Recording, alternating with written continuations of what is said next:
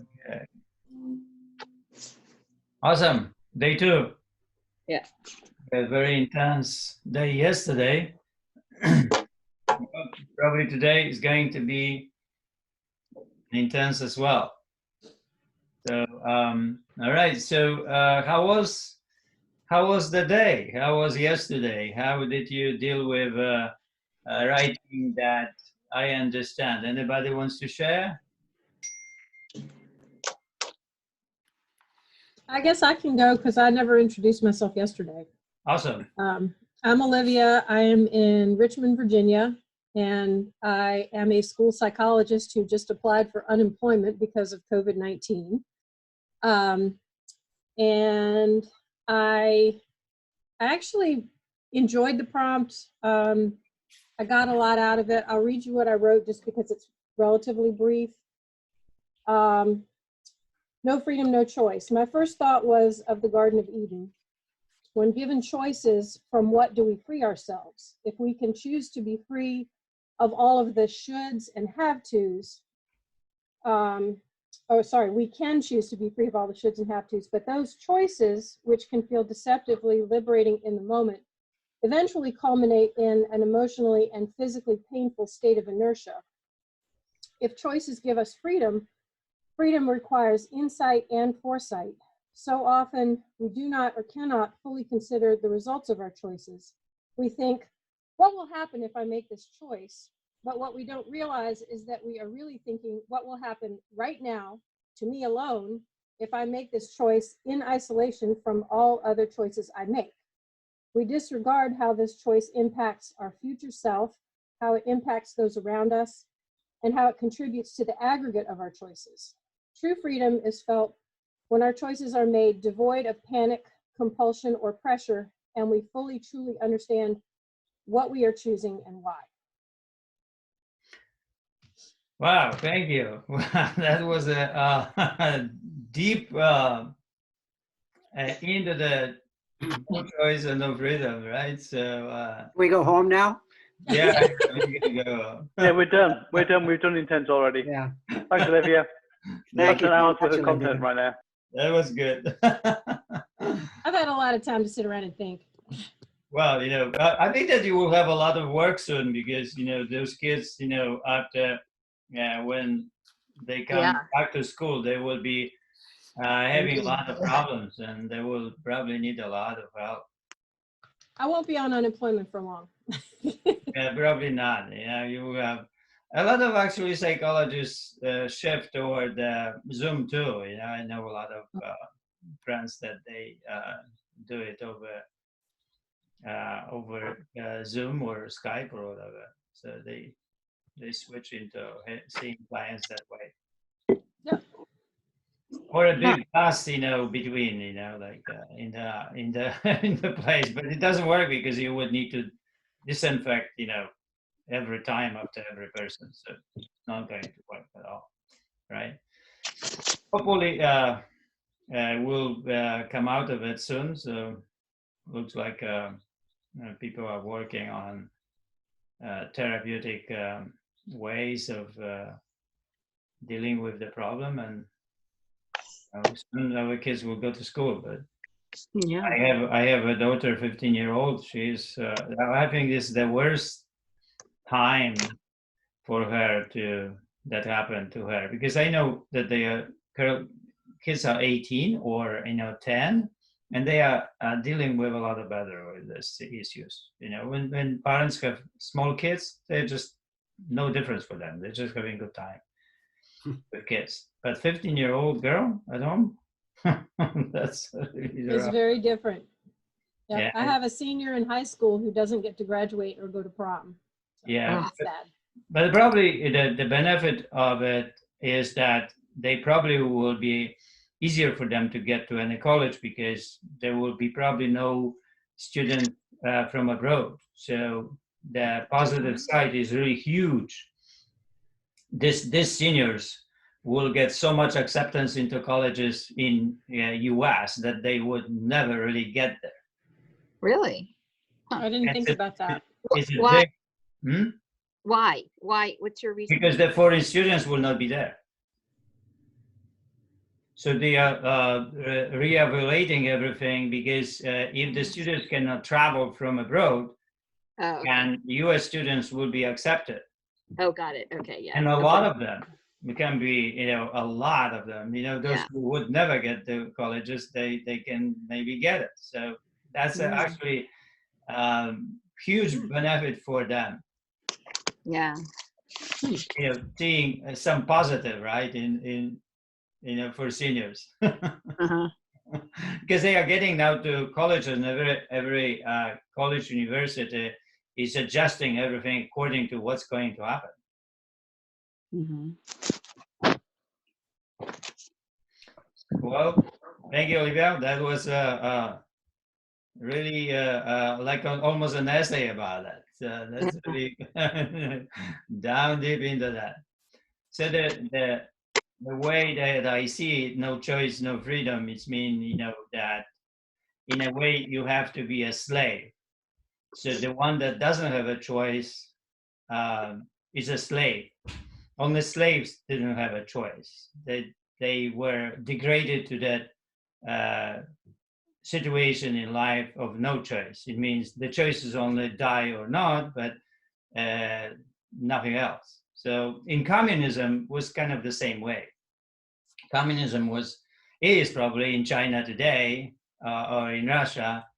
They are really slaves. Like if you don't obey or you don't express the obedience, that you can be easily taken to the police station, murdered and tortured, murdered, and that's it. It can be interviewed. So the no choice, you mean you don't have a choice to make, and there is no freedom then. But when you have a choice, then you have freedom. You can choose. You can choose to exercise or not. You can choose to work or not. You can choose to eat or not, and how much, and so on. So you have those choices. And the more choices we have, the more independent we are. But also, if you have a choice, then you are responsible. So that's the whole the idea of the freedom. Then, if you have a choice, then you are responsible, and then the responsibility goes with the freedom. But that's America is this country where we still have probably the most choices, the most freedom, right? That is taken away from us a little bit in this situation today, and we feel like we really don't have. And then it's really weird on America's probably to be that way. And but in life and how the country is built, there is a lot of responsibility on every American because we are given the freedom. When you are in Sweden, you have very little freedom when it comes to what you make and when the money goes.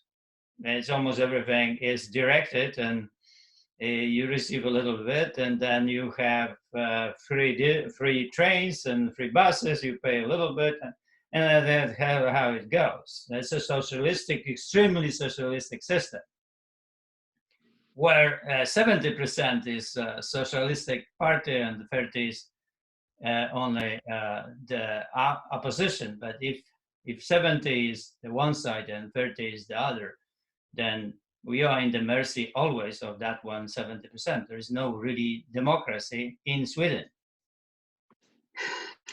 because there are no equal parties.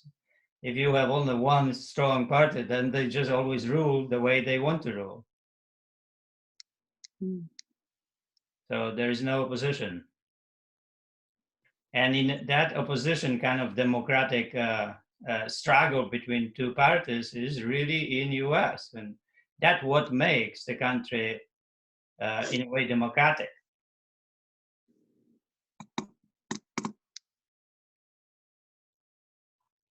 No choices, no freedom. Very interesting, right? Responsibility. Jersey, I wonder, maybe Olivia would know more about this as well, that the more choice we have, the unhappier we can be. Well, the more choices we have, the more we control our life, right? And the less Maybe we have a not. chance. I would question that, to be honest. Yeah, we Well, have a and chance. and they've done studies that show that people can be overwhelmed by choices. Yeah. Like for Yeah. shopping, for example, if you have a choice between 4 things as opposed to 10, you're more satisfied with what you bought than if you had to choose from 10 things. So you're Right. absolutely right. Yeah. Oh yeah, Yeah, of course. there's, Yeah. Well, yeah, I there's a good remember book there was- called The Paradox of Choice, which right. basically deals with that. And yeah, you can get overwhelmed with choice. Yeah, I remember there was this study about jams, and then they research was about one room. There was 6 jams to choose, and in the other one, 30 jams. And then people, when they went to the room of 6 different jams, they would be able to find the jam they like, and they would buy the jam. But in the 30 available jams, they were not able to choose. They Yeah. kind of like got confused by the variety. But that's that variety presented. That's why, if you have variety, you have to know what you want and what you like. It's like in fitness today, right? You have like, I don't know, 1,000 different things to choose. So how would you really choose what is really great up there that worth fighting for, right? So you somehow have to have these capabilities of knowing what is better. Between masters, let's say, you have to really like a mustard, and then that's your taste. That doesn't have anything to do really with something else. I like certain mustard and always use that mustard, right? So that's kind of a choice. But variety is really destructive. And then when we have variety, we become masters of all and nothing. And there is one virtue here that says, I think the variety kills the quality of life. It destroys it, because the more variety is presented, the less we are capable of picking something what we could actually practice and become good at. Yeah. The more instruments, musical instruments we play, the worse musicians we become. So as a kind of, we know everyone, and we are not really great in why we just cannot become great in something if we are exposed to variety. Jersey. All or nothing, right? Do you think part of it is, for me, in writing that sentence, I think there's something about recognizing you have a choice is as important as having the choice, because quite often you think you're stuck or you don't have one. But actually, if you're going to exercise a decision about who you are, what you stand for, what you want to be, intend to be, you need to recognize that you have a choice. Well, if you have a choice, you have a chance, to be free, to make a choice and be responsible for what you're going to do. If you don't have a choice, you're a slave. You're completely dependent on somebody that is making choices for you. You could be a child, right? That we make choices for children, and whether they like it or not, they make choices, right? But as soon as we adults, our choices, if we have a choice, then the choice makes us free, but also responsible. But also the chance of making something that it's yours and not somebody else, right? Yeah. Hi, Jersey, it's Margaret. This is a very interesting conversation for me, because being born and raised in a country that has so many freedoms, I have to admit that I'm not always in touch with the responsibility that those freedoms that should come with that freedom. It's my birthright. I've never been in a position where I haven't been. Well, it happens whether you like it or not. Look at taxes, right? Taxes are like that, right? So you are left completely with your money, and you decide what you're going to do with it. And you are Sweden, it's not going to happen. In France, you're not going to happen, right? So they will just take your money as much as they want, and then you will just be left with a little. So you are not free to govern your money. In US, you are.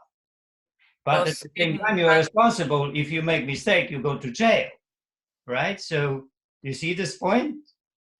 But perhaps in those countries you've described, they use the taxes for funding for health and education and so on for all the citizens, rather than leaving it up to individuals to. Well, whatever they do with the money, it's not the point. The point is that if people take your money and then you don't have a choice of where your money is going, it means you are not, free to do that.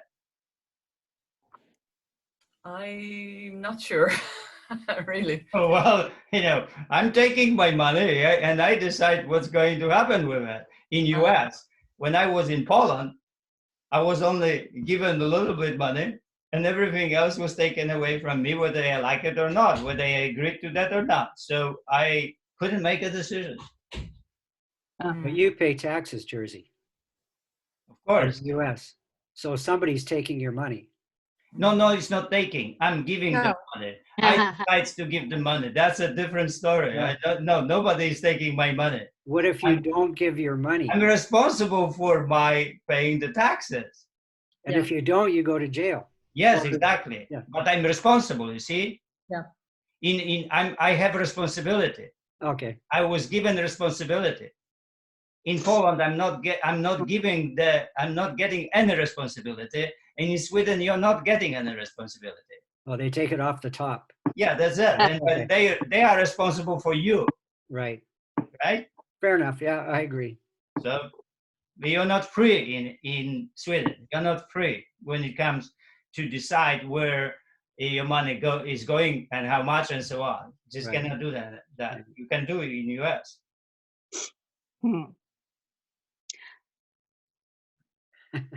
Aha. Yeah. It's hi, Jersey. This is Jeannie from Los Hi. Altos, close to you. And I didn't introduce myself yesterday, but it's great to be with you all. I was in your class that you taught in Palo Alto 5 years ago in the fall. I Welcome believe. back. It's so great to see you. And I know your neighbors who introduced me to you. And I'm also Olivia I spend a lot of time in Richmond, Virginia. So it's great to see you. Hey. I saw From your there. Virginia logo. Oh, did On you? your- Oh, yeah. yeah. Oh, yes. Here, my everyday uniform here. Nice. So I'm curious to know what schools you guys are going to and you work at. But in this discussion, I was curious. You pointed out something I hadn't seen before, and that is we always have a choice in how we respond. So even if we are in a restrictive social environment, as it can weigh on us over time. And then I believe what might be happening is we lose our ability to govern or control how we are responding to that situation. My mom used to always say to me, all I have to ever do is die and everything else is optional. And that takes me all the way to, I have control over everything else. I mean, I have freedom of choice over everything except, I guess, my own death, including not paying taxes, but I would end up paying a consequence for that. What do you think of that? Kind of an internal choice. And I thought that's what a lot of this is about, is coming from the inside out instead of the outside in, taking control from the inside out of ourselves. Well, you only can control your response, right? Yeah. So that's it. You cannot control anything else, really. Right. But when it comes to the outside world, right, where the outside world also exists, and whether our response to that is or not, we have somewhere choices to make. And when we make those choices, we are responsible for those choices. Yeah. Right? But in some countries, we don't have a choice. The choice is taken away from us. So in a way, a group is responsible for you, and you don't have a choice. So it means that you are a slave in that country. Okay. Because you don't have a choice. The slave is the one that doesn't have a choice. A choice though about what? Well, any choice almost, right? You know, like if Everything? you don't have a choice, let's say, about your money, where's your money going? Oh. Then you know, in that way, you are a slave. Yeah, I was reminded of the book, Viktor Frankl's book on A Man's Search for Meaning. Right. Yeah, it Yeah. was kind of on fatalism and group belonging to the group as a giving you your freedom for shelter. So some people really like that way. You know, they Yeah. give the freedom of choice Mm. for the shelter. That's what happens is a socialistic system. Well, I was even speaking of his being in a concentration camp and being stripped of everything. Well, yeah. And his book is about how he was able to, even in that situation, create meaning. So, sort of the most basic internal creative power we have that, in his view, sets you free. Anyway, that's an extreme. I finish the sentence. I understand when I try to control others, I actually lose my own freedom. So I was Well, flipping. yeah, Viktor Frankl had, you know, a choice to do everything to survive, right? And he did, and everybody had that choice, right, to make, and everyone made that choice in spite of the other one. So there was a kind of a law or policy in the camps that you do everything to survive. You on home, right? Yeah. So I remember the book Long Way Home, I think. So I met the author in LA and I talked to him, and we tried to understand how was that law of survival for yourself really work. And he said that he was a mathematician, and then it was the call, and they were going to kill every 10 men. Oh. And they were counting, and when they were counting, he counted very fast that he was 10. Ooh. Mm-hmm. So he pretended he fainted. Mm. When they got together back and so on, move everybody around, he was 11. So somebody died for him. Oh, wow. But he created that. Yeah. And he had to live with that. Right. That's hard. Well, you know, when you think about the choice that you have these people, because it's not so beautiful always, right? Yeah. You have these people to make choices that they sometimes survive, but somebody had to die because of they survived. Right. And they had to live with it to the end of their lives like this over. Right. You know, come to think of it, I actually think Viktor Frankl did have a choice to not go to that concentration camp because of his status in society, but he decided to go. So I think he chose to go, which might have been. I don't know the story whether he had the choice or not, but when they took the manuscript from him, he memorized the manuscript, and then and he memorized this manuscript in his head, and that helped him to actually have something to do, have something positive that would focus his brain on something good and not negative.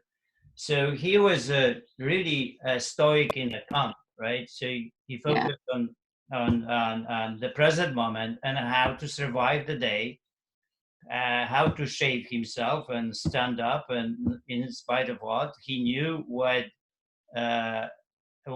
when he described people when they decided to die, the first thing they didn't shave themselves in the morning, and they didn't go to work. If they didn't go to work, they didn't get bread. They didn't get bread, then simply they got weaker, and within a week or two they died. Yeah. It's in spite of what was happening in the camps, right? Right. There Right. was also a survival on a daily basis. Survival. How to manage that day, Yeah. the dark day, and the thoughts about the good stuff works. That's why it's important. I was covering this in the series before, that when you focus on your virtues and you write your virtues, it really helps. The worst is when what happens is when complaining into your brain enters. Yeah. When you complain or when you blame, that is simply this thing will really get you down. So always the focus on something positive that it is helps us to go through, or to even make our choices better choices, right? The harder choices that we are able to do in times of adversity, like let's say today. Well, when we probably you read the first chapter, right? So Which book? Yeah, the I Got This. Oh yeah, okay, I ordered it. Okay. Good. Yeah, so the first chapter has a poem, and this poem is exactly about a situation that we have a tendency to complain about our situation and not accept that actually we have the responsibility, because we have a choice still, right? It is not like we are victims of it, and then we are complaining because we don't like really what happens. So that is the poem addressing this issue. Of course, it's a poem, and it's a little bit poem that it is a little bit funny, right? It's a different situation, different poem that I read you yesterday. Between. I cannot survive on 1,300 calories. It's starvation. What if it is enough? His nutritionist asked. I don't care. I want to eat more. Then you need to write a letter to the man upstairs, said the nutritionist, pointing his finger to the sky. To God? Yes. I don't know anyone else who can allow you to eat more food than you need and not get fat. I still don't like it. There must be another way. There is. What is it? You need to write a letter to the one downstairs. Oh, I don't like that either. And the other way? Yes. No letter. All right. So here's the poem, but the person that doesn't like what the person needs to do. There is a situation presented, and now is a choice, right? Presented with it. And some people, when they have this choice to do, and the choice is presented, then because of the choice, you can improve your life. They don't like that choice, yeah. So they complain, right? And then they complain like they expect somebody to solve their problem. So they don't take responsibility for the choice.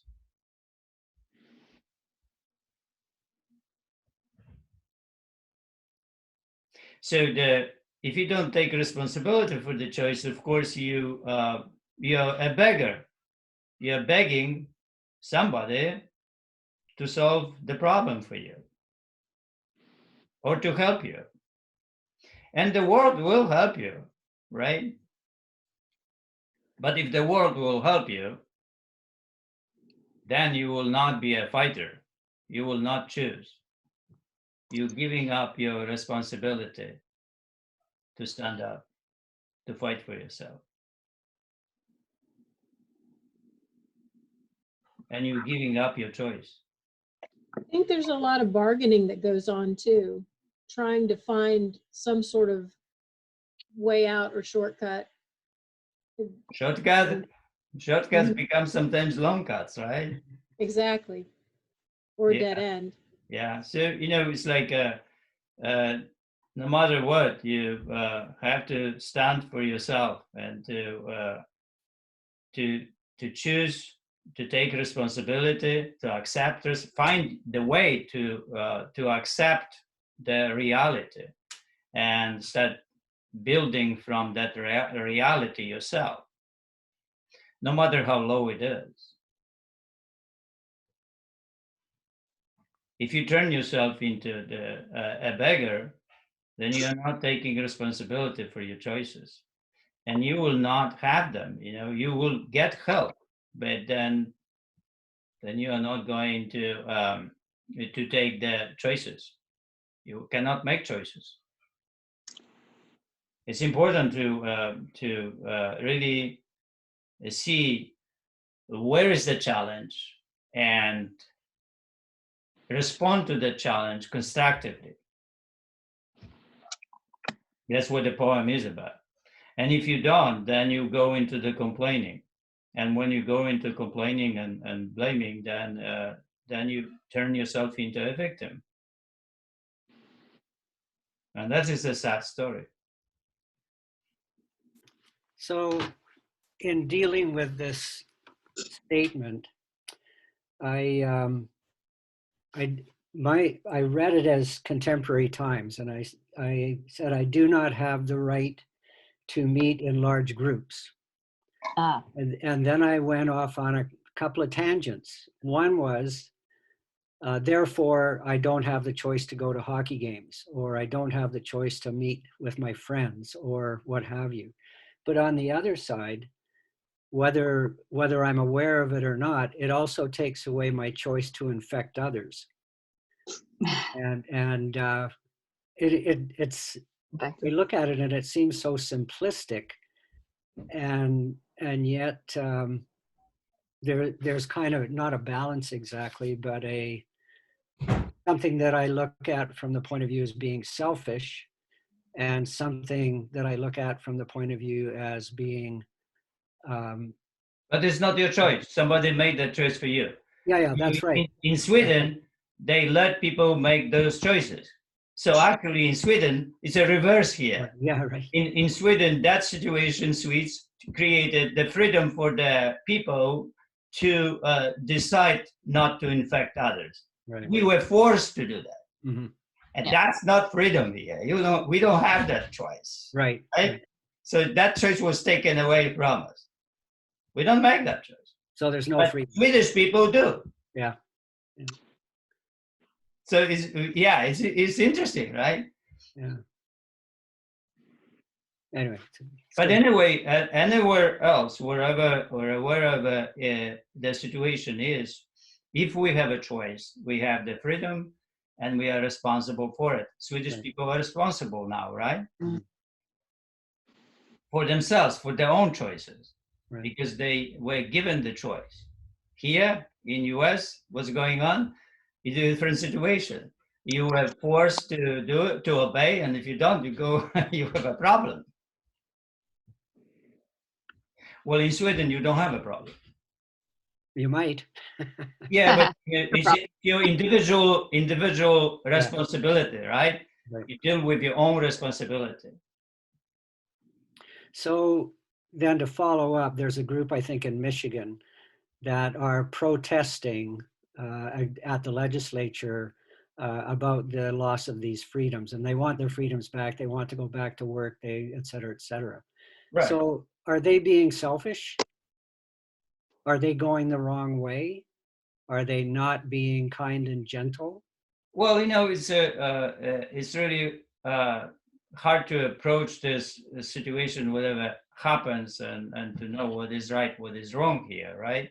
Mhm. Because people also in survival. So once we are in survival, then it's a different case, because Yeah, that's true. a lot of people don't have money to survive, so they Mhm. want to go to work, and they can compromise the safety because of it, right? Mhm. So it's up to people too. What majority of people decide to do is going to happen, whether That's right. whether minority likes it or not, whether it's right or wrong. But hopefully we think that when this majority of people decide something, that is the way to go, and doesn't mean better or worse, Yeah. but Okay. it justifies the way to go. It's like, you cannot really, you don't have complete freedom even in America, right? You get a lot of things you have to do. There are a lot of laws, and that's the society is built on, and you have to do those things. So in a way, you when you have a choice, you have a choice and you have a freedom. But if you don't have a choice, you don't have a freedom. Yeah, you have to obey. So the more you have choices, the more free you are, and the more responsibility you have with it. So if you have a choice to decide about what to do today to improve yourself over time, and you focus on that choice, then it's a great choice, right? If you have it. But if you don't have it, then you cannot make that choice. You cannot really get better, Yeah. Right. because in your mind you can have the idea that you don't have a choice. Good. I'll mute myself now. All right, so somebody maybe talks about the tourism versus immigration. Sorry.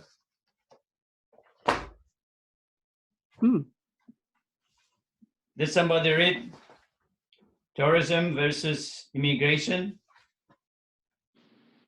The first chapter. Yeah, I read that. It's really good. So what do you think? Well, I loved it. It was the idea of, I thought, first of all, I thought poor Anya, is it Aniela? Aniela, right. Aniela, I thought you gave her a tough task by refusing to speak Polish. But then by the end of the chapters, I thought that was it's so true that if you kind of burn the bridges, it sort of reinforces your commitment, and it stops you from being a dabbler. It makes you commit and be an immigrant. And I like the analogy, because by the end I thought, okay, yeah, this is a choice about moving to a different land, a more promised land with a physical body and a mental mindset. So I thought it was a great efficient 3 or 4 pages that took us on a really good journey. So the parallelism here is when Aniela wrote about this to tell you guys about the happy body. Yeah, so exactly. You can take the happy body as a tourist. Yeah, you can go in, you can do a little bit, and you can do other things. You can read about, about, and not really commit to it, not really end up with it like an immigrant, but as a tourist. And a lot of people, go into the happy body as tourists. So you have to really immigrate to the happy body. That's the whole idea of that, essay. So you have to see the metaphor here, working with the happy body, how the happy body is working. Absolutely. Right? It's like the same is in the poem too. To accept the truth about 1,300 calories, that is enough, right? Because if for me 1,600 calories is enough to live my life, and if I eat more, I get fat. If I eat less, I lose weight. And that's it. That's the reality of 1,600 calories. And that's the science of it, and then that's it. It's just presented to me. Now, when it's presented, that I respond to it. I have my response. I can have very healthy response to say, well, 1600, I need only 1600 calories. Okay, so I have to really see how it's working, where 16 calories build up, how many veggies, how many proteins, what kind, what there are nuts there, and how much, and so on. So I make responsible choices for my 1600 calories, right? And I decide about how I'm going to do that. And I'm free, right, when it comes to that. But if I turn myself into not liking the 1600 and not accepting as a science, right, then I will start complaining. I said, no way that it's only 1600. I don't like it. It has to be more, and on and on. So if you get that direction, you will, your fatalist will take you over.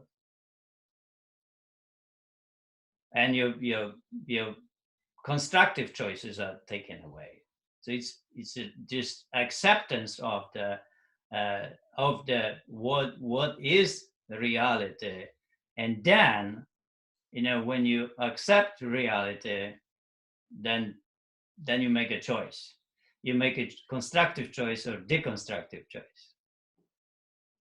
What about the difference between something that you don't like and you complain about versus something that you don't like and then it drives you to action? Well, we have this saying that the ultimate wisdom is to fall in love with you don't like, but it's good for you. So there are things in life that we don't like, but they are good for us. So the wisdom in life would be how you can build the plasticity of the mind that actually you lean yourself toward that development of liking it.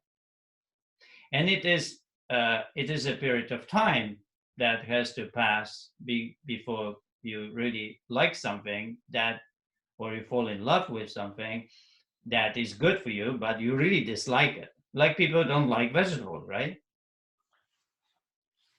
And, if they don't like it, but everybody knows they're good for us.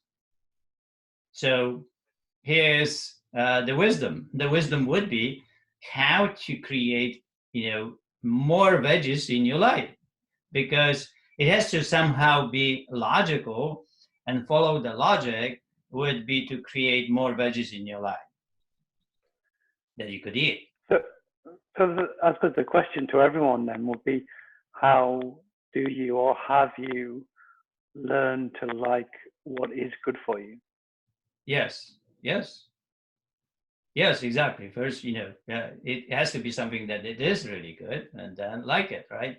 If you run marathons, which is not good for you, then it will be really hard to create, liking sprints, right? Which are good for you. So, and then the whole science behind and the whole believing system is at stake, right? Because we have beliefs, and those beliefs are strong. And when we have certain beliefs, like we talked about yesterday, just do it, right? Then it's not so easy to do. Sometimes years have to pass, before we build just do it the situation, right? That actually we can accept the fact that actually veggies are good, and you're going to eat a lot of more than before. But it can be 2 years of living, 2 years of transitions toward actually veggies before we actually can do that. Or just training every day, and then every day, but not on Sunday. Let's say if you believe that you shouldn't train on Sunday, and you believe in this that for 30 years or 40 years, and now suddenly somebody tells you that it's a good thing to do it every day, then you start wrestling with that, right? Because you have certain beliefs, certain habit. So is it good to do it every day? Well, it is now. So, okay, now is there something good that it can be delivered over time for us? But at the same time, you have to be embraced in a lot of talks, a lot of stories, a lot of seeing people before we really make that shift in our psyche. So is that the way that you learn to like something that's good for you, by coming back to it and talking to people about it and embracing it? Yes, that's why we need mentors. Yeah, that's why we need people that we can meet on weekly basis, like psychologists do, and when they help people to think differently or better, right? They find out where the flaws are and help them with those flaws. How to think better, how to believe better. Yeah, what is better, right? What is good life, and that's more philosophy. But it's everybody's question is how to really be happy, right? Or how to just do it something that is good for us and how to make it happen. So today I will introduce something for you interesting, because I pondered on the master and fatalist idea in the brain. And, I watch people that were not able to really do what is right or what is good. And they were very strong in that sometimes took years to come to the place that they actually could debate, right? When you're strongly believing in something that is the way, and you have like 80% of the strength there and 20% is the opposite, then there is no contest. Then you live that way of life. So there is so I saw that people have sometimes 100% fatalist, that they will there is no way that they will do something positive. They will be always negative. And if they are like that, then the only way really to help themselves would be to place them in a place where the place can help them. They need outside help, and there is no way that these people will come out of that on their own. So we are talking about really addicts, that they are really strong in the addiction, that they really need outside help. When they come to out of the place, maybe they have light 20% or 30%, and 70-80% is still darkness, in their life. So they need during this time a lot of help of other people, books they read, movies they watch, and so on. But mostly people, friends, how they are, what they are. If they are positive, they have the chances to move toward that direction. That direction comes to the even between the fatalists and the masters when the debate is equal. And if that equal debate, they have a chance for the master to win the debate. And once that happens, they have a chance to start building better life for themselves. The choices are better. And slowly that movement of the person goes that direction.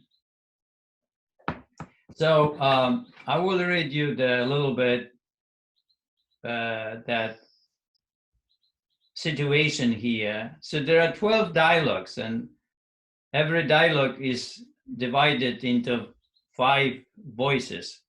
One voice is the fatalist voice. It's 100% negative. The second voice is 75% and 25. Third voice is 50-50. Fourth voice is 75% master and 25% negative. And then there is 100% master. So 100% master is, of course, the choice of the master. That would be Buddha, Jesus, and people that 100% good. There's no any negativity at all, zero. And of course, we don't have these people on the planet, right? So we are more or less torn. So the scenario is this, because scenario is presented as a challenge in life. And that challenge comes, adversity comes, the challenge happens, and we respond to it. And as good as we are, we respond. The way is in life that how we can actually constructively over time respond to these choices. So how we can see all these voices and what happens in our mind and where actually we are. So that actually creates this possibility for you to see where is your mind in this.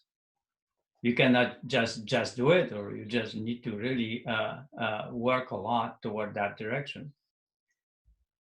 Waking up tired. Scenario 1. The previous night, Jen enjoyed herself with her friends at a bar. When it was time to go home, it was already 2 a.m. Now she's sleeping. It is 7 a.m.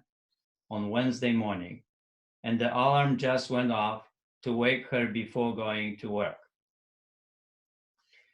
So fatal is the one that is completely fatalist. I'm too tired to go to work, so I will call in sick. All right, that's it, right? No responsibility, no any way of even dialogue that there is an option to go and work. Now we have 75% and 25. I don't think you have any more sick days available this year. So we have more situation that the person actually called many times, right? And then it can be really a problem. Respond of the fatalist, it isn't up to anybody to decide how many days you can be sick. I'm sick, isn't that enough? Right, so you have angry voice of the fatalist to that situation. It's an inner dialogue, so that's what happens to us sometimes, right? They respond to that, sure, if it was true, but you stayed with your friends too long yesterday and you drank too much. Don't you realize that your boss knows this? All right. Respond to that, so what? He can fire me. But if he does, I will sue him. Okay, that's the fatalist talk. You see how negative that and angry that person is. But what if you take a shower and drink this special refreshing tea? So the little voice of a master. I don't even like this job anymore. Fatalist ends discussion. So definitely the person is, extremely negative, has a little bit positive voice, and that person is not going to have a good life. It is clear that that person is going to be fired, and that person doesn't care, and that person is going to experience pain. Easy choices, hard life, right? Now we have the situation when the voices are equal, in the debate is equal, and how to actually come out of debate. That is very interesting, because that is the possibility to win the debate and actually go to work, right? So that's how it goes here. I'm too tired to go to work, so I will call in sick. Don't even think about that. Get up right now, take a shower, and refresh yourself. I'm sure you will feel better and the boss won't notice. So you can see that the voice changed now. The voice is equal. It's too late already, and I already don't feel well. the master, you will be late if you don't stop this melodrama. You still have 1 whole hour to refresh yourself and be on time. You've recovered after worse nights and with less time in front of you. I'm too old now, they respond. You weren't too old yesterday. I just wanted some fun with my friends. What's wrong with that? Right? And that is the clear voice of the poor me, right? Yeah. They respond nothing, but it's wrong to drink on Tuesday night until 2 a.m. and not going to work after being warned could get you fired. Okay, I know, but I'm really too exhausted. Let's go to the shower. Warm water running down your body will make you feel better. You really think so? Yes, come on. Okay. All right. So you have this conversation, and then the conversation ends actually that the master was able to take that person to the shower, refresh, and go to work. So take the responsibility is definitely there, the choice is there, but the choice really depends now, who is going to make that choice. And of course, the situation when you have already the personality that is strong, that you have the master in you that makes choices, then it's very simple, right? In that master now, 75%. So the one that makes good choices, do something right. And I see those people, a lot of them that come, my clients, a lot of people are like that. They make always the right choices and good choices. Very rarely they make a wrong choice. When they get depressed, they get depressed one day and the 3 weeks are good. So that's kind of a person. I don't like to lose myself like that during weeknights. I'd better get up and refresh myself. I don't want to be fired. The response of the fatalist. You both said it many times. One more day of calling in sick won't make any difference. The response. I don't want to take this risk. He is really strong voice of a master going to decide, is going to do the work. And of course, the master at the end is very clear. I try to have fun with friends during weeknights, but I don't have enough energy to refresh myself after only 4 hours of sleep. No more going out during the week. Time for a warm shower, followed by a cold one, and then a cup of refreshing tea. So it means the master is not going to go and have fun with friends on Tuesday night because he recognizes this is really wrong. Josie, all I could keep thinking when you're reading those two opposing views is that one is living in the present and one's thinking about the future. But yesterday you were talking about living in the moment. And I was wondering if you could address how that works together.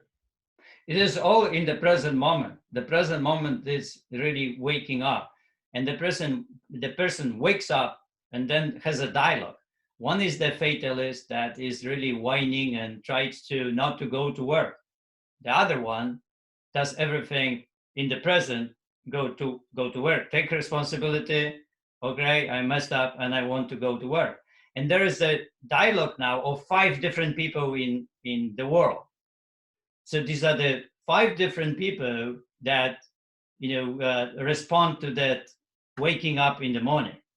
If you are the person that is so fatalistic, then you will have the voice very negative and you will not go to work. You will go and call sick and that's it. But you can be also the person that you wake up in the morning and then you think about calling sick.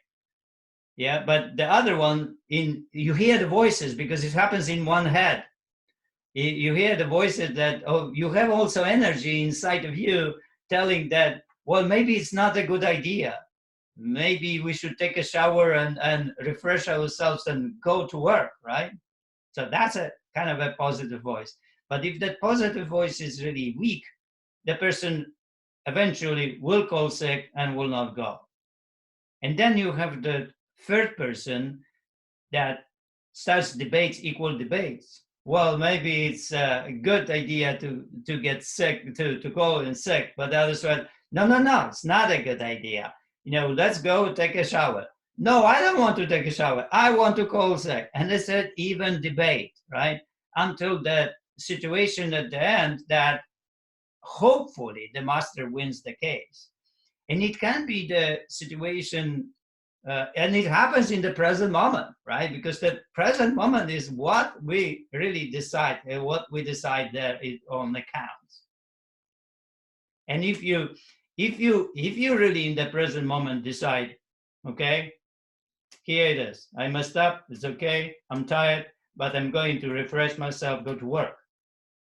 I messed up already a lot of times, and if I don't do it now, it can be really bad. So that is a master in action.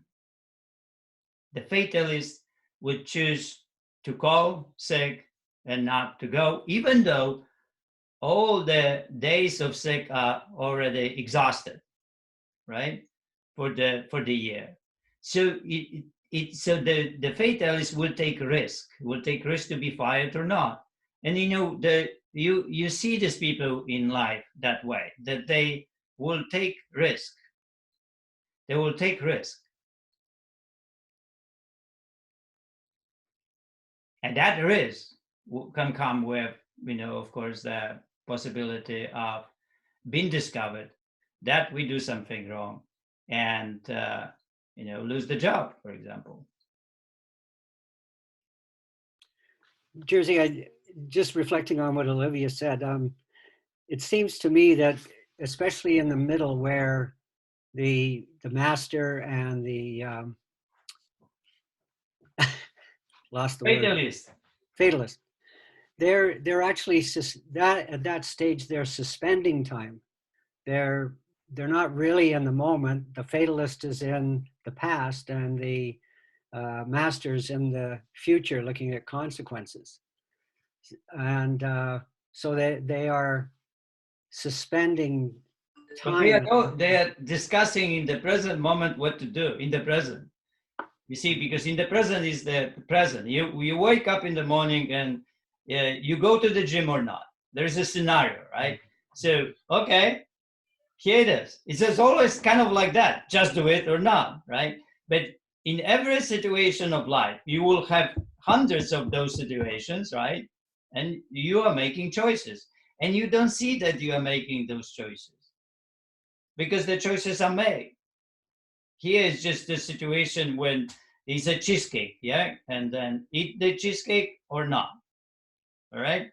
So now you're at the party and master says, no cheesecake, right? It's really wrong, the wrong idea. It's 2,000 calories, and why to eat it? It's not good food. But fatalist, it's delicious food, it's good, well, life is really short, let's go for it. So we are not aware, these dialogues can bring to your brain that you actually have these voices inside of yourself. The purpose of it is to create this possibility in your mind that you have voices. And actually they one positive and one negative. And how strong the voices are, right? You make choices. And that choice, it can be, if you are positive, very strong positive master, you make choices and you barely even hear the other voice. But if you are negative on the other side, you have a very strong negative and you live the life of a negative human being. And you have easy choices. You don't make hard choices in life. You make easy choices and your life is hard.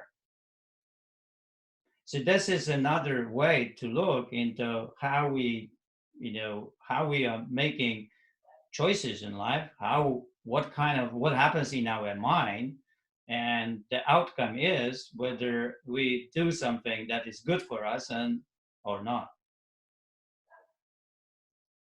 But most of the time, we're not aware of that at all. We just, because, what happens in our mind is a dialogue, but the dialogue is fast. We are not aware of the dialogue. We are waking up, the dialogue happens in us, right? And then we call or we go to the shower. But the dialogue is happening inside without us to know that it is really happening, but it is happening there.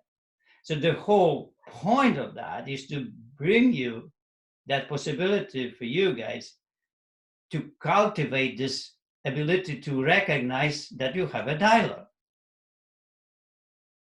And once you do, then you develop more awareness of those dialogues, and you start recognizing people and their voices and how they say about things. And start recognizing, be more subtle with the language, and start recognizing when person says something, how that would be the fatalist or the master, and how strong, right, would that be?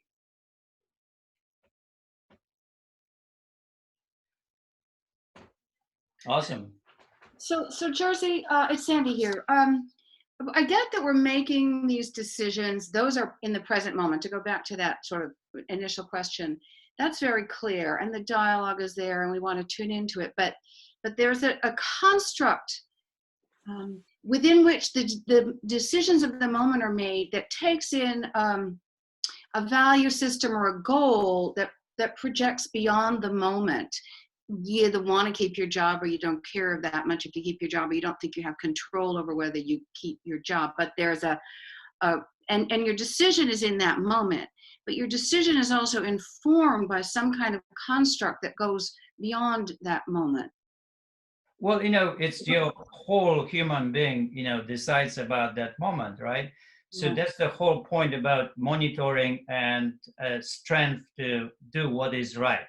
So you can, I talk a lot about that, right? So that, we can monitor yourself, but we don't have the strength to do what, override the impulse, right? So you could be that you go to the kitchen and you start eating something, and at certain point, that is, you should stop, but you don't stop, and you watch yourself doing something wrong. And that is the situation when we don't have strength, we don't have this wholeness in us, the build up, power to override the impulse. And that if we don't have it, we do wrong things. We don't exercise, we eat too much, we behave badly at the party, we drink too much, right? We spend too much money. All of it is happening because we cannot override the impulse. And then what is then how to really work to build that strength to override the impulse. And that's what the wholeness, the whole human being decides about. That is, nobody has ever even approached that, how to do that. Since we had the happy body, we can start working on how to build and what to build and where to build a little bit something that would contribute to the wholeness, and actually the person would choose and override the impulse and do what's right. And that's not easy to do. That's why dialogues, that's why poetry, that's why essays, that's why movies, that's why, all of it, or mentors and people that are positive, and constant emerging yourself to build that strength to actually do what's right and override the impulse. The research pointed over and over that monitoring is not enough in life, that we can monitor yourself and do wrong. Okay. You see it? And that's why we do what we do. That's why the hard choices in life, the whole serious about that, and is going to be on and on to actually build the strength to override the system, override the impulse, and appropriate the whole way to around the standard. What is the standard? And if you can do that, then you can, be around the standard that is in life, whether it's a social standard or standard, let's say, like a body weight standard in the Happy Body, right? I have 140 pounds, and that's the standard. Now, I have impulses, right? And I can monitor myself, and then I have impulses. And if I cannot override the impulses, I lose my capability of controlling my body weight. Right? Yeah. And that goes, with building leanness and strength and training and breathing and doing the right things, right? It is just so connected with our mental capability and also who we are in general. And we have to build who you are better, who we are. Without building that, we cannot override the impulse. And we give in to the impulse, and then we become addicts. We become people that not capable to sustain what we need to sustain to build better tomorrow. Got it. Which is pretty sad. But that, and of course, it's very complex. That's why, a lot of knowledge in life contributes to that. Psychology contributes to that. Philosophy contributes to that. Artist contributes to that. Scientist contributes to that, right? So, you have so many areas. Everybody is working on that to actually be, to build that willpower or to build that grit, to build something, whatever people are calling it. But always it comes to the one point. It's a present moment, decision happens, and in that moment, everything is on stake. And without the building better, a stronger you, a virtuous you cannot have the happy body. And the happy body presents these adversities, presents for you the standards. And when you have the standards, then you have impulses. And then you have the situation, to start overriding and building the standard around, or lose it. Right? And if you lose it, you come back to it, and then again and over. And then it's like, it's a constant moving forward and backward in order to find out where actually is the standard. And with the standards, we were taught socially in many areas how to behave at the funeral, how to behave at the wedding, how to behaving at work, what kind of clothes we have or not. We were taught all the time. We had impulses, we did something, and we corrected that. And in many areas we have it. In many areas we don't have it. So it needs to be built up. Nobody has ever thought about skill of living, of a good life. Philosophers thought about that, right? And psychology picked up after that, after philosophers built up the kind of a scientific system that could help people to think better, make better choices, right? And create those choices or make choices that they are right. And after 2,000-3,000 years, it doesn't look like we are good. It was still stuck. We are not really making good choices. Some of us make good choices. Very tiny percent of people are capable of that. And sometimes they have, because genetically have the more frontal lobe development, that midbrain. And sometimes it is just that they were lucky how they went through life, and who was the mentor and where. But where we are, right? So you have to start with yourself where you are. So, when I saw people when they entered the happy body, and I saw also this mind that was unable to follow and unable to make decisions, then I started really creating a lot of different ways to help with that. And that mastering rest choices or food choices, one of the ways to create that possibility in the mind, awareness of it, what is really that we have this kind of dialogues inside. And I saw those dialogues my clients had. That's where I started about 6-7 years ago, writing those dialogues. So the whole idea of this dialogue is to read them, then at the end of the book, there is a place where you start writing your own scenarios, right? You start writing you have a situation and you write your language. So you start recognizing practice fatalist when you talk like a fatalist, right? You start developing awareness of the language you speak or the language you write. It's a very clear language.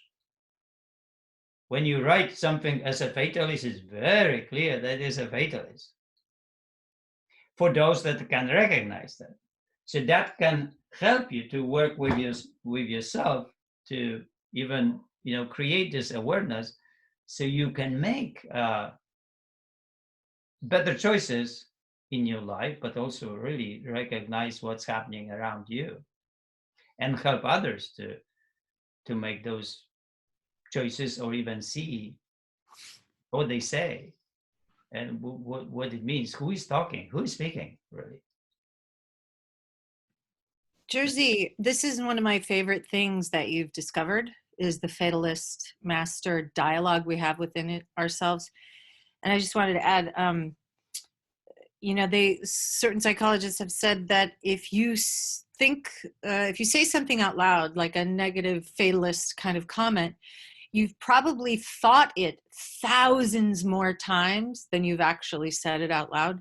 So what I love about the exercise that you have us do with our own dialogue is that we really start to bring to the consciousness what it is that's already being repeated thousands and thousands of times in our own brain. I found this exercise to be really, really helpful. Thank you. And it gives you the whole rainbow, right?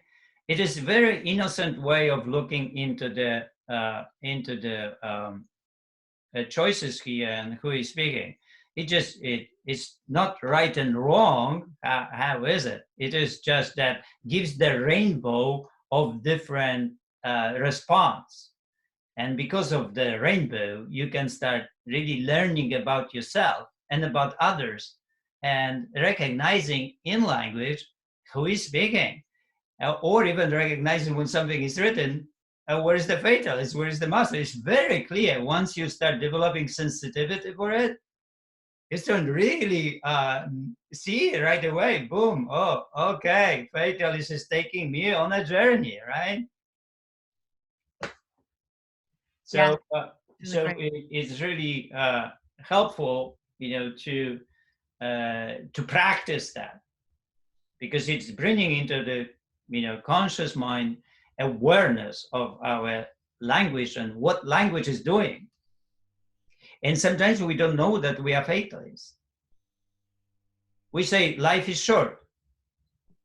Well, that is 100% fatalist talking, right? That is really fatalist. Yes, life is short. And we know so many, yeah, but we are okay with it. So, yeah, life is short, right? No, life is short is a horrible statement. It's a horrible statement. And it's that horrible statement only fatalists can make. I don't care. Yeah, it also, right? yeah, We're talking, right?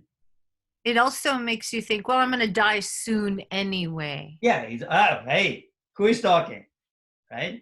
Oh boy, I say that all the time. Jesus, oh my God. Right. Well, the purpose of it is that really started avoiding this negative thoughts and negative statements and replacing them with the positive. What is the positive? How to go from here and create the good. The good is not calling sick. It's not good. It's simply no good. And you have to somehow recognize that in your life, that not going to do the workout on or not eating every 3 hours is not good. Not controlling food is not good. You have to control food. If you don't control food, not good. Because you can go two directions, right? Not controlling food, you can eat bad food too. That's what it means, not controlling food. And a lot of confusion, like say, no diets anymore. Is a really something like the end of dieting, right? All the books, you remember the old kind of books are popping. It's so illogical. Everybody is on a diet. First of all, everybody is on a diet. So there is no such thing that somebody is not on a diet. So there is no diet, end of dieting. What are you talking about? Everybody is on a diet because if you eat, you are on a diet. That's very simple logic. You cannot end it. But how you are on that diet, that is important. How you're going to be on it. What is going to happen? That's where you can respond. That's your response is to food and taking responsibility and be positive in it. It's like if your metabolic rate is 1,300 calories, it is. Whether you like it or not, it is. And now is the situation. If the fatalist is so strong and hates it, well, you know what will happen. You will be eating more than you need, and there will be consequences of that. It's very simple. But it's very difficult to come out of the fatalist and become the master in life. And that is, the journey that I took on for 15 years of working with my clients. And every journey is a very interesting journey that is not repeated. Everybody's journey is different because we evolve. We evolve meantime, and we build that strength. And we build more of that strength. And then at certain point, because of all of it, we say something, no, I'm going to take the shower and I go to work. Okay, done, right? And it can happen after 2 years of whining and complaining about that life is not fair. Life is not fair. All right, pretty good one, right? Life is not fair. Well, you've heard probably many times, right? That would be 15-year-old talking, right? Or 12 or 13, 14. Yeah, I was just going to say all this is very applicable to your daughter. She's getting some gold here. Well, yeah, but sadly enough, we never grow up. We go through life and we're always 15 years old. Most of us are never really beyond the 15-year-old language. Life is not fair because you hear from people that are 50 years old. Life is not fair. What? Right? Okay, so who said that it's supposed to be fair? Right? First of all, it's completely illogical. But if you take some kind of a work on yourself, that you can start really seeing those things that this statements not really helping us. If you say life is not fair, how does it feel, right? You say it, life is not fair. So what's going on, right? It doesn't feel good, right? I think the master and the fatalist would say it differently. They would approach that phrase differently. Which one? Life is not fair. Well, no, life is not fair. Is already the fatalist talking. Okay. it's already fatal. Who would say such a thing? Master would never say that life is not fair. Or life is short. It's a fatalist talking. Is that always the language, kind of a language that of a fatal is very clear in the world, right? If something is really kind of a complaint or whining or wants to dismiss, any kind of a control, the fatalist would be behind that. Maybe it's not the words, but the intention, the meaning.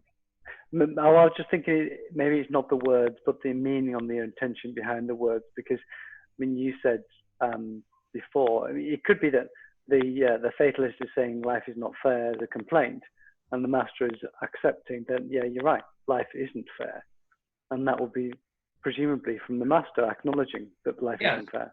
Life is not supposed to be even fair, right? Master sees that and does things in life that they are constructive, and is okay with that.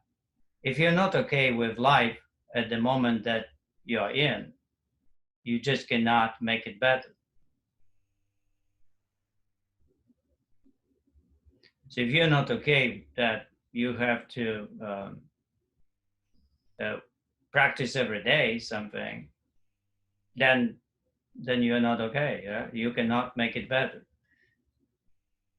If you don't accept that you are aging and you need to adapt to your age, then you cannot have chances to make it better. The only way that you have is if you accept the life it is at that moment, then you start building out of that. How do you, when you're in a really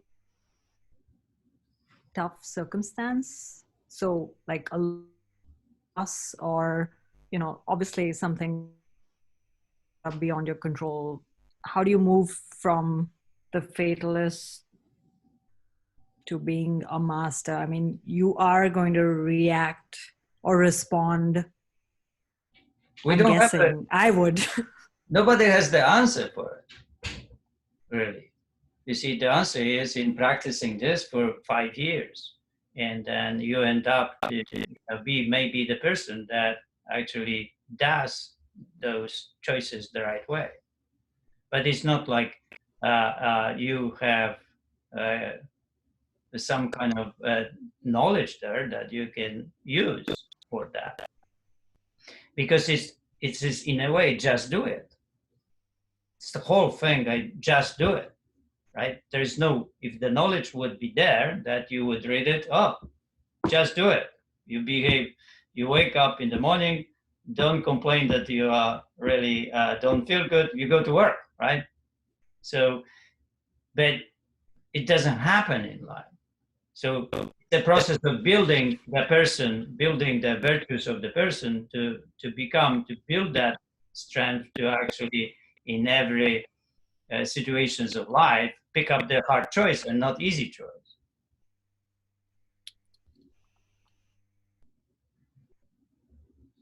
All right. What if you?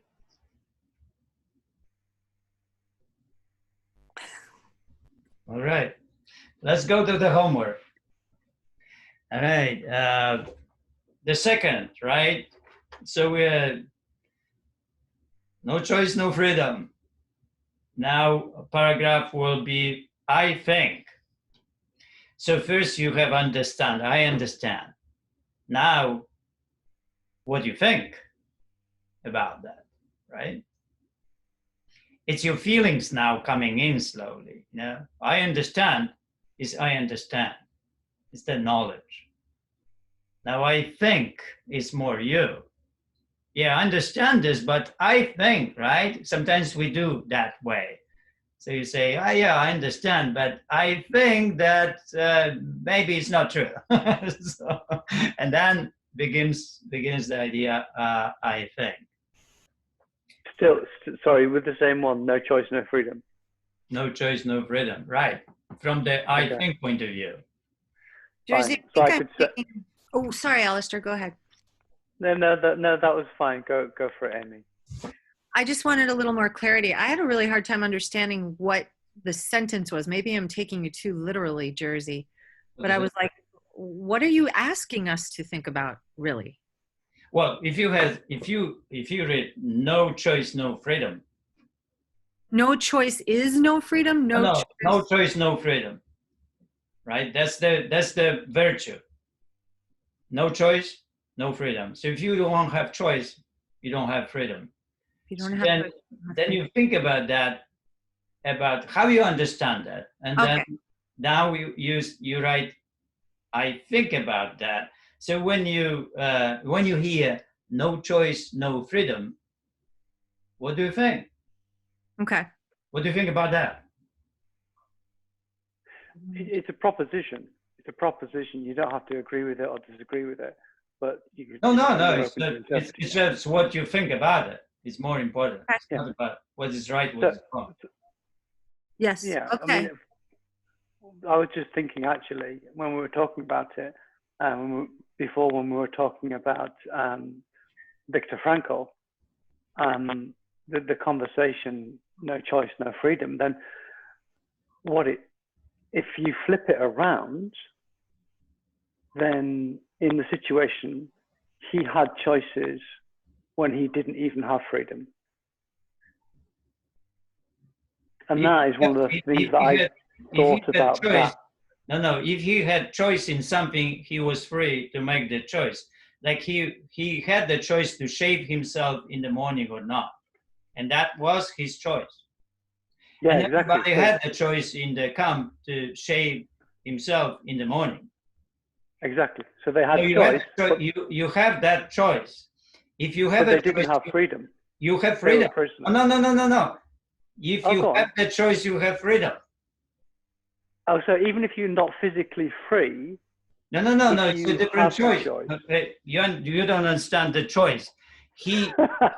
If you have a choice of to shave yourself or not, you are responsible for that, and you have freedom of it. Because some people didn't shave themselves, so decided not to shave themselves, and that is the freedom of that only decision. So you have to see from every different perspective your choice.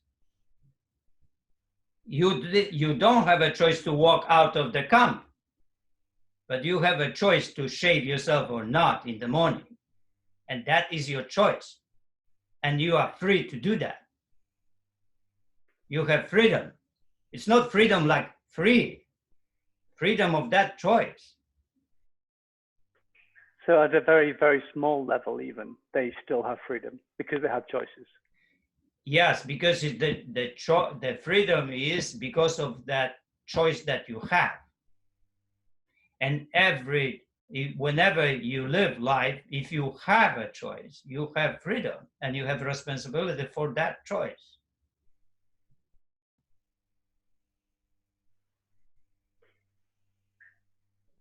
Thank you. Yeah, that's interesting. I'll think about that some more. Good. So now you're right, I think. Yes. Now, all right. Now we'll do, I think. Now we are getting somewhere, yeah, because now we are getting into the true nature. See how complex it is, and how from so many perspectives we can view just very simple statement. No choice, no freedom. And to comprehend that virtue, we have to stay with it for 1 week in order to embrace the meaning of it. If you flipped it around, so the subconscious mind is not very good at really comprehending negatives. If you flipped it around and said choice equals freedom, does that equate? Right. You hear your choice, you're free. Okay. Okay. I'm going to ponder that because it's positive and easier to then comprehend, I think. Right. Of that choice, yeah. The freedom is because you have the choice. A lot of people in the world don't have choices. They are left without the choice, and that's where you don't have freedom. And you cannot be responsible because you don't have a choice. Makes sense. Thank you. All right, so we are going to read chapter 2, Awakening. I got this, chapter 2, Awakening, and we're going to write, I think, and then I want you to reread a little bit of that what I read today from the master, so you get closer. Read the introduction to it and read really about the closer to the idea of the master and fatalist and the language behind that.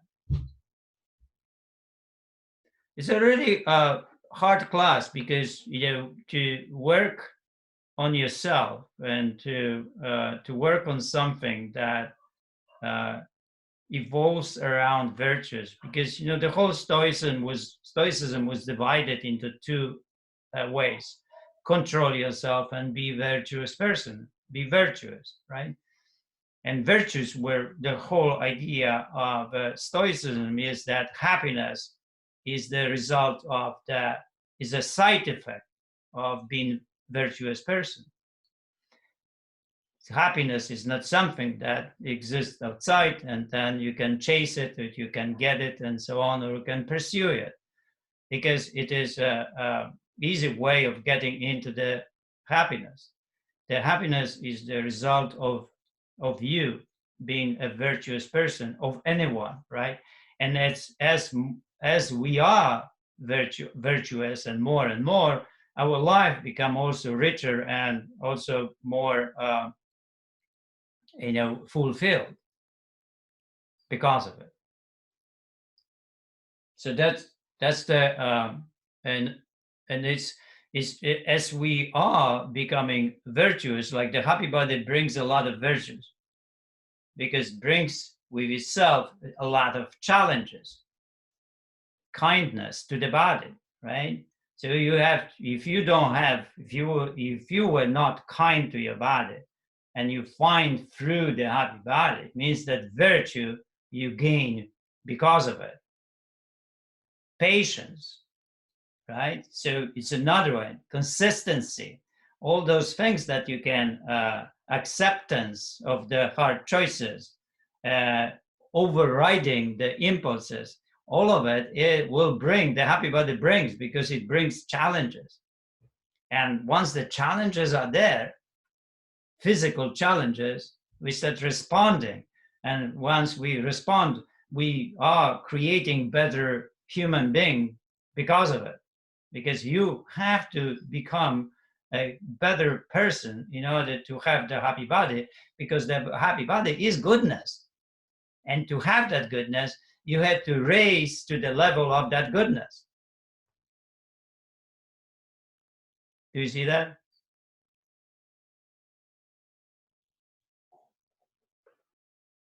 Yeah, absolutely. Yeah. Jersey? Yes? I just looked up Stoic, just on Google. And I'm not going to read it, but it's interesting to look up what the meanings are, what are the beliefs, can Stoics be happy, etc. So it might be interesting for someone to look up. It was interesting for me. And it sounds very much like where you are, but I just enjoyed looking at it.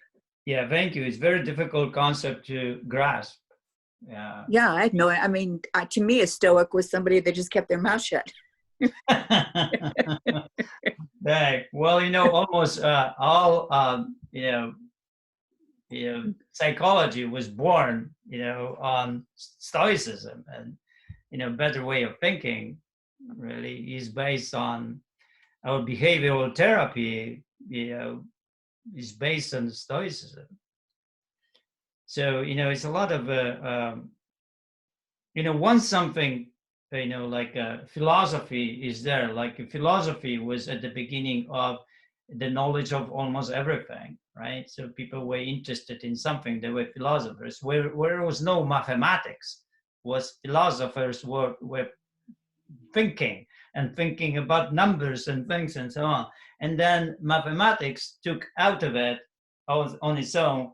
And then as soon as mathematics were called mathematics, then went out of the philosophy on its own course. And that was the same with physics and psychology and other department. Everything began from philosophers. And as soon as philosophy ponders on something and that thing becomes science, it takes off away from philosophers, and then philosophy goes on something else, right? It's an amazing thing. That's a really interesting way of thinking about it. I mean, do you have a particular philosopher that you're keen on? So I'm pretty keen on Seneca and Marcus Aurelius. Right. I don't know if there's any particular ones that you prefer. No. It's really great, to read them all. I just for me, Stoicism is just 4 words. Self-control and virtues, and there's ends and everything else spring from it in order to make it happen. So negative visualization is born because of how to help people to deal with the concept of today that is not horrible. So when you make today in imagination worse than actually that could be worse, then it helps person to accept it as at that moment and to be okay with it, and to see that actually the person could actually make a lot of worse, right? So it's like today you have a situation and you have adversity, but you can make a lot of worse today for yourself. If you do wrong choices today, if you don't accept, you can make a lot of worse, right? For yourself and anybody that is responsible somewhere, you can make a lot of worse. So Stoics sometimes, use that to help people to accept the today and start building, make it better instead of, whining and complaining. It is that way.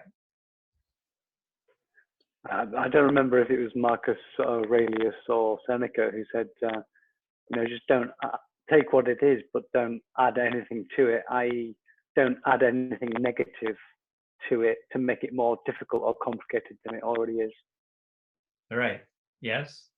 Yeah. All right, guys.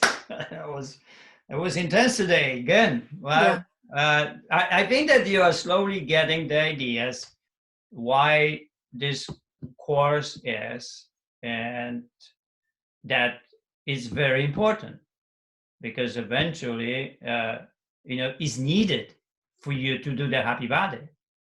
Because if you don't have that philosophy behind, you are going to fail on the happy body, because you will not be able to sustain it, you will not be able to accept it, you will not be able to develop the right plan and strategies, you will not be able to be consistent, kind. It's not going to happen, right? So it is important to develop that part, the virtues part, in all of us in order to deal with what is hard choice. And without these capabilities, without building that strength, we will not be able to make those choices that are crucial in our life, that those choices that make us, better over time. So Jersey, I still need to work on the words for this, but there's a consciousness to this that is way beyond what I thought even in the first week. And it's like exercise and food are just a component. Yeah. It's just something on the to-do list. But well, it's like, it's really about the consciousness of how you hold yourself in your life and in this world. yes, because the happy body, that exercise and food, whatever, it brings the challenges. And the goodness happens. And in order to create this goodness in your life, you have to raise yourself to the level of the goodness. That is why. When I saw it, I responded to that. But, I could really end up with the physical and teaching physical exercises, end up that. But I showed the other side of it, because I was already a philosopher, because I was already a poet, and I saw that.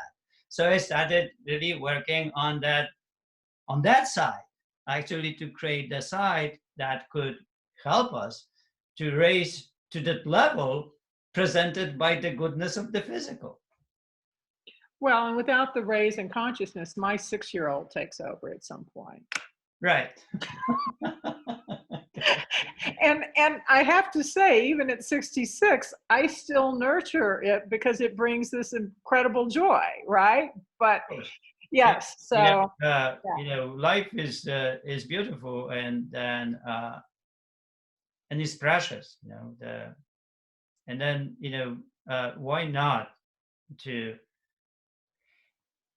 work on something that has the power to make your life better?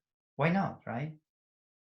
So why to entertain yourself and not grow and not challenge yourself? Why to live that way of life? Or why not to live a life actually to constant growth, evolvement, right? Why not? You live the life anyway, so why not that way? So I remember there was this Zen joke, that was it says that you do the right thing in life, you get better. You go forward in life, you do the right thing and you get better, I think, says that. And then there's if you go backward, you get worse in life and you die. You go forward, you do the right things and you die, right? So both ends up on the dying, right, idea. So then there is a punchline, say, why not to go forward? Right? So you go forward, you get better and you die. You go backward, you get worse and you die. Why not to go forward?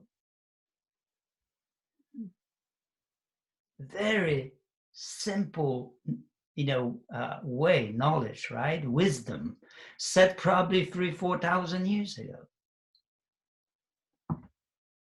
Who said that? Amazing, right? Amazing.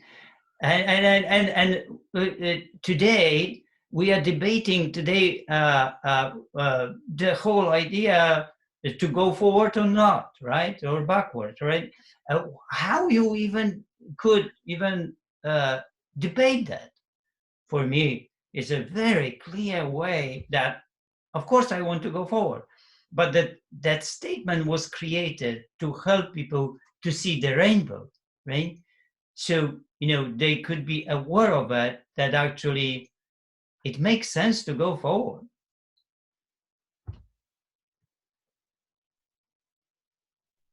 So what I'm trying, to do to help you is to go forward. It means you embrace the happy body with everything, you practice, and that creates the forward. That's created the better life. And whether we die or not, it really doesn't matter anyway, because we will. We will on certain time. So we don't have to worry about that. It's going to happen. Right? We don't have to worry about that. But it's more important is to create this possibility for ourselves to live the life of a forward and not the one that is backward. Do you have time to answer a question, Jersey? Or should Sure. we wrap it up? Okay. So some people were talking a while ago about how they didn't like eating 6 times a day, 3 snacks, 3 meals, because it made them too obsessive. And yesterday I was trying out my 300 calories and my snacks, eating them quickly so that I didn't give myself the chance to obsess about it. And that seems to work for me, where I make a very strong choice about what I'm going to eat. I set it all in front of me. Everything's put away and I eat it very fast and I move on with my day. And I find it to be less obsessive. Do you recommend it or not? Well, you know, the approach of the happy body to food is to help yourself to control yourself when it comes to food, to override the impulse, whatever it is. So if you like to eat every, 3 hours, 5 times, good. But that's the best scenario, right? Physically. But you can eat 3 times, 2 times, 1 time a day. It really doesn't matter. If you can control yourself and you can really do that, then it's your choice. There's no rigidity in it, really. Well, what is the answer? Yeah, Okay. This is just the best scenario to deal with yourself and to deliver the weight loss system that actually is good, and also metabolic rate and so on. From the physical point of view, it is good 12 hours, 12. But people choose 9:15 or 6 and 18. So they eat only twice a day or 3 times. And that is your choice. More important is the results. You are responsible for the results. You have the choice. And now you are free. And you are responsible because you are free. Well, I just know obsession over it is troubling some people and it's causing them to not eat. Well, you of course, that's the goodness. Yeah, the goodness is to control yourself. And the goodness comes with challenges. It's not simple to be good and to control yourself. So obsession that comes in, you have to overcome. Well, these are the impulses that you could have. So, now you have the possibility to actually raise above that and become graceful, work with the breathing, slow down everything. So focus on present moment, right? Focus on the exercise, focus on the acceptance of the little, because it's enough. So it's a lot of around that can help you to be okay with these 3 hours and to help yourself how to accept and feel good about that instead of turning yourself against it.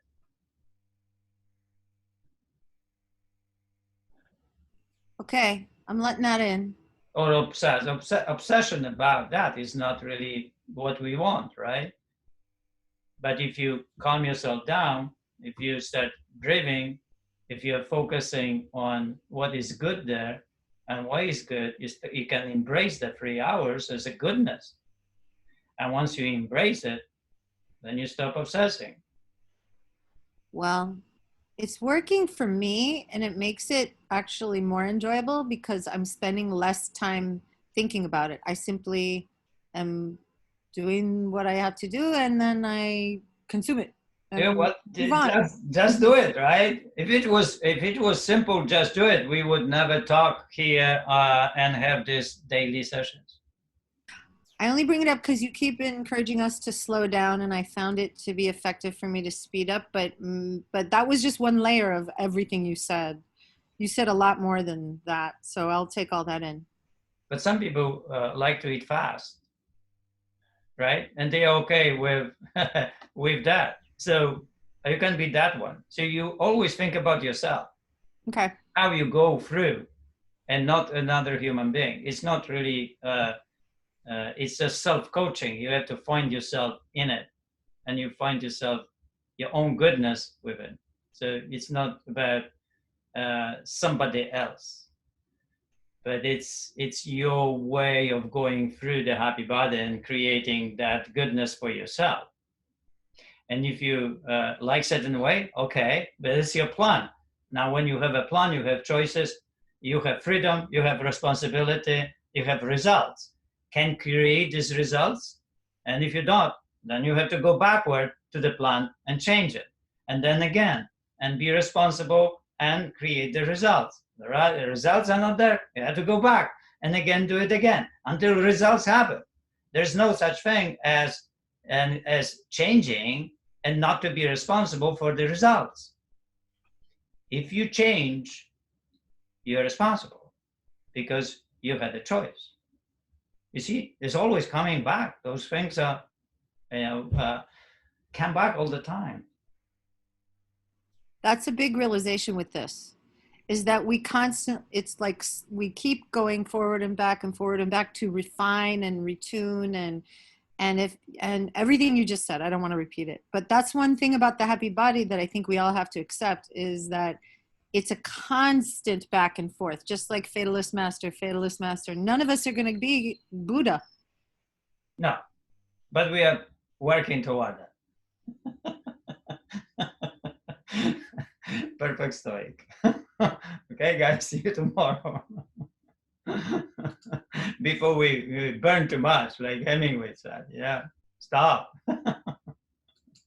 Great session. Bye. Bye. Thank Bye. you. Bye. Bye. Thank you. Thank you. Bye.